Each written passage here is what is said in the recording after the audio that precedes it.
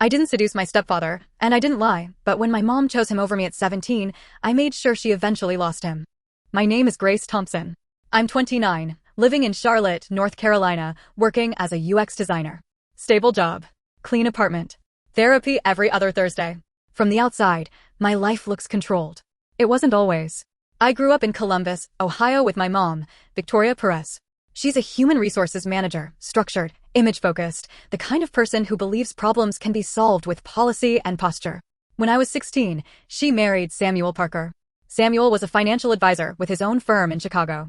Calm, precise, patient. The opposite of my biological father, John Rogers, who runs an auto shop in Jacksonville and drifts in and out of relevance. At first, I liked Samuel.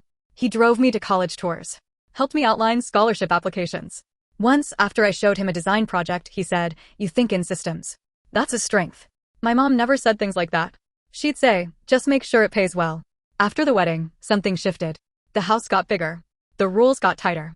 Every disagreement between me and Samuel ended with her siding with him, even when he hadn't said anything. It wasn't obvious at first. It was gradual. I stopped feeling like a daughter and started feeling like a guest. The breaking point was money. My mom had always told me she was saving something for college. Not a full ride, but enough to help. I got accepted into a design program I actually wanted, and tuition meant loans either way, but I asked how much was there so I could plan. She didn't hesitate. We reallocated it. To what? Home improvements. Stability. Investments. I looked around at the kitchen remodel. The upgraded countertops. The new appliances. So I'm less important than renovations? I asked. Her jaw tightened. Don't be disrespectful. I'm asking why you promised something and then changed your mind without telling me. If you're going to talk like that in my house, she said evenly, maybe you shouldn't live here.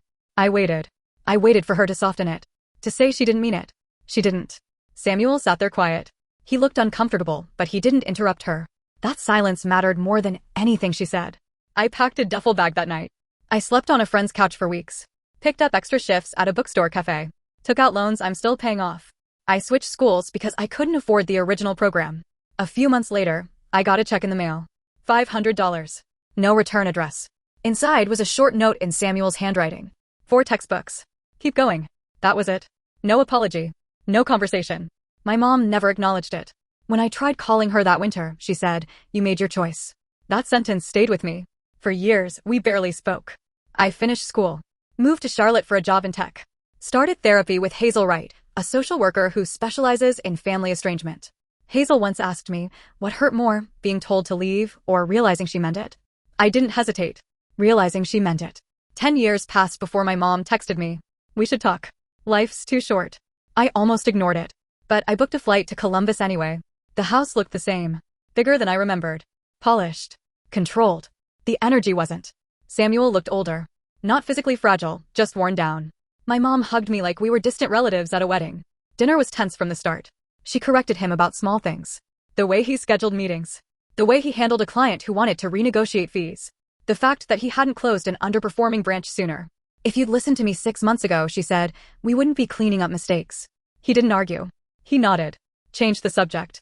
I noticed. After dinner, he walked me to my car. "I'm glad you're doing well," he said. I always worried. That sentence landed hard. Because my mom had never once asked how I survived after leaving. On the flight back to Charlotte, I kept thinking about how tired he looked. How sharp she sounded. How the house felt less like a partnership and more like a performance review. A week later, he called. "I've been thinking about what you said regarding digital client experience," he said. "Would you be open to reviewing our systems?" Professional. Direct. It made sense. His firm had been struggling during market downturns. Younger clients expected online scheduling, document uploads, streamlined portals. From what I'd seen, the firm's digital presence was outdated. "I can take a look," I said. That's how it started. Not with revenge. Not with intention. Just work. I flew to Chicago to audit the firm's website and onboarding flow. Clean office. Small team. Carter Stewart, the project manager, watched me like he was testing whether I actually knew what I was doing. I did. The portal was confusing. Mobile experience was poor. Appointment booking required 3 unnecessary steps. I created a restructuring plan. Samuel implemented it quickly. Within weeks, new client engagement improved. He started asking for my input more often. Not just about design. About decisions. "Do you think closing the Ohio branch makes sense?" "Yes," I said.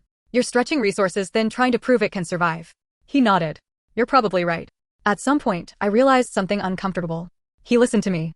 Not because I was his stepdaughter. Because I was competent. And I'd never had that dynamic with my mom. She saw disagreement as disrespect. He saw it as analysis. The more the firm stabilized, the more tension grew at home. She started making comments. You're in Chicago a lot. You two seem busy lately.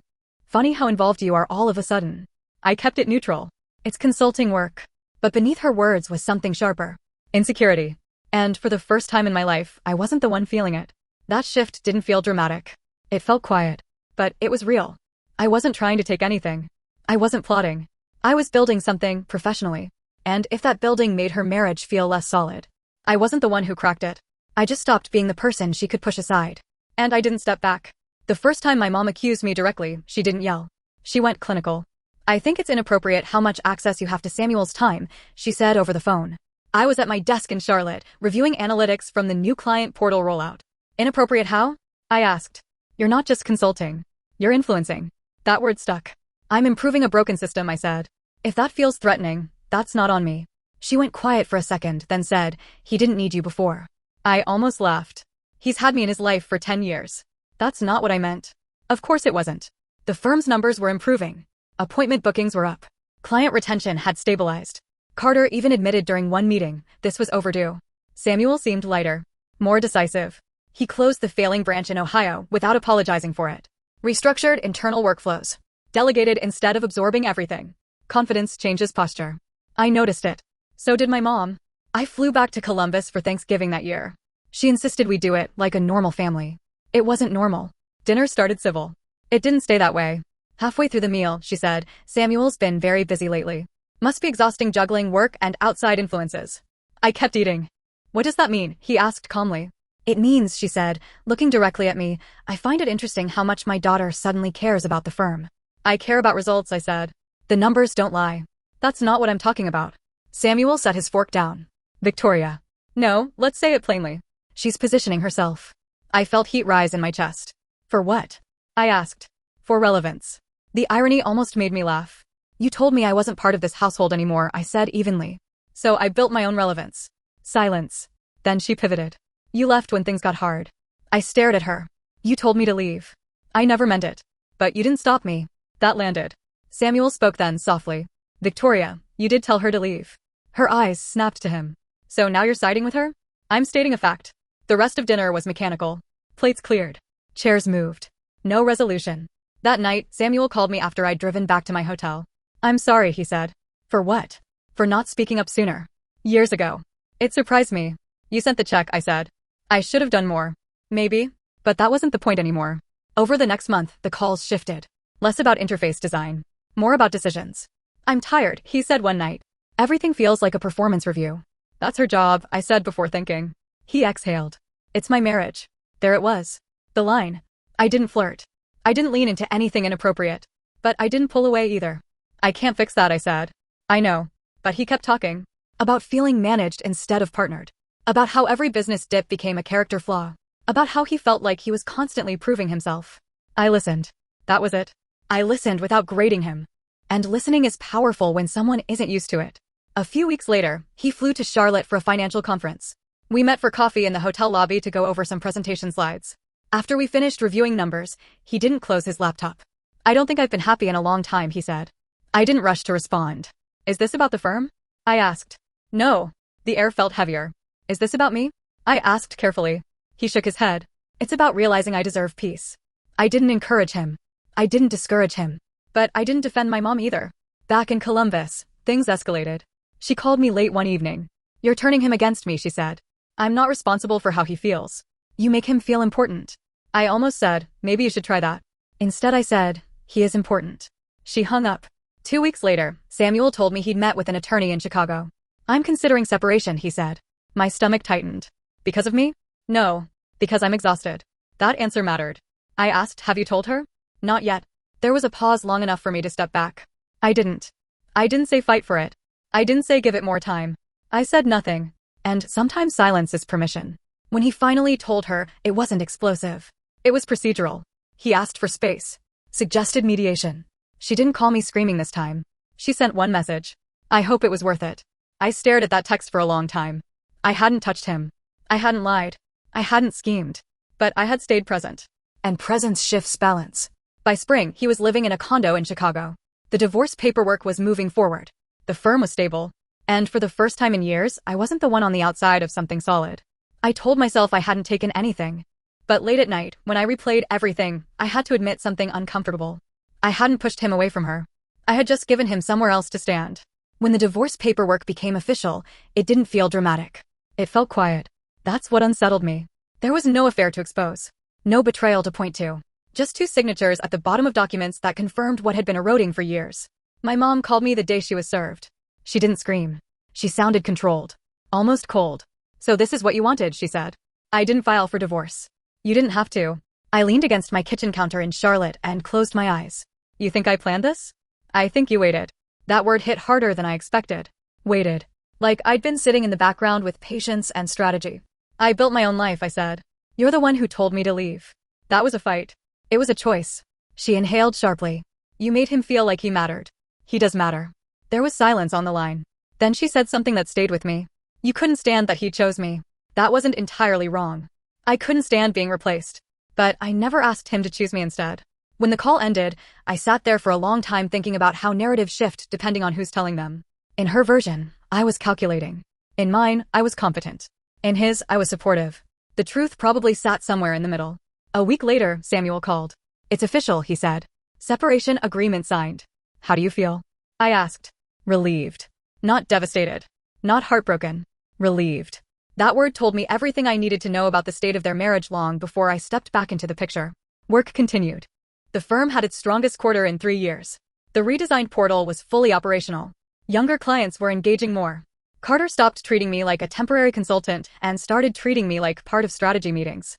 One afternoon, after a performance review meeting with staff, Samuel asked me to stay behind. "I've been thinking," he said. I stayed standing. Didn't sit. "I want to offer you a minority partnership." The room felt smaller. "That's not necessary," I said immediately. "It is." "Samuel. This isn't emotional," he interrupted gently. "This is measurable. Revenue is up. Efficiency is up. Client retention is up. You contributed to that." I crossed my arms. "My mother will see that as proof." "She already sees proof." He wasn't wrong. I asked him directly, if I hadn't reconnected, would you still be getting divorced? He didn't rush to answer.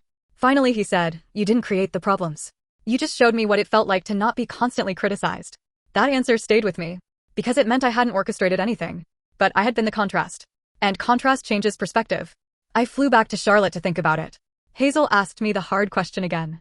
"Are you accepting this because it's right for your career?" she said, "or because it proves something?" "Both," I admitted.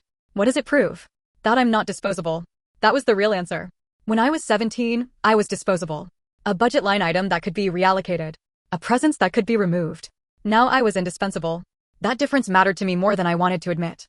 I accepted the partnership. Not dramatically. Just paperwork and signatures. When my mom found out, she didn't text. She showed up at the Chicago office unannounced. Carter called me afterward. "She came in asking if there was some kind of conspiracy," he said carefully. I closed my eyes. Was she yelling? No. Worse. She was composed. That's how she always fought, controlled and cutting. She called me later that night.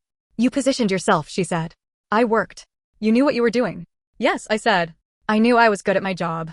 Her breathing shifted on the other end. "You dismantled my life." That sentence lingered. I almost said, "You dismantled mine first." But I didn't. Because something in her voice sounded smaller than I'd ever heard it. The divorce finalized quietly in early fall. She kept her HR job. Moved into a townhouse in Columbus. Stopped speaking to me entirely. Samuel stayed in Chicago full-time. We kept working together. Expanded services. Modernized more systems. We never crossed into romance. That's the part people don't believe. There were no secret weekends. No hidden relationship. Just collaboration. Just trust. Just conversations where no one felt graded. One evening, months later, we were in Napa Valley for a financial conference. He'd invited me to present on digital client acquisition. After the event, we had dinner overlooking the vineyards. He raised a glass. "I couldn't have rebuilt this without you." The sunset was soft. The air was calm. And I felt something I didn't expect. Not triumph. Not guilt. Balance. For the first time in my life, I wasn't the one standing outside someone else's choice. I had built something stable. Earned something measurable. But later that night, alone in my hotel room, I asked myself the question I'd been avoiding the entire time. If I had stepped back the moment things blurred, would their marriage still exist? Or was it already over the night she told me to leave, and this was just the delayed consequence? I never seduced him. I never lied. I never crossed a physical line. But I didn't step away either. So here's what I'm still trying to figure out. Did I cross a moral line by staying close enough to matter, or did my mother just finally feel what it's like to not be chosen?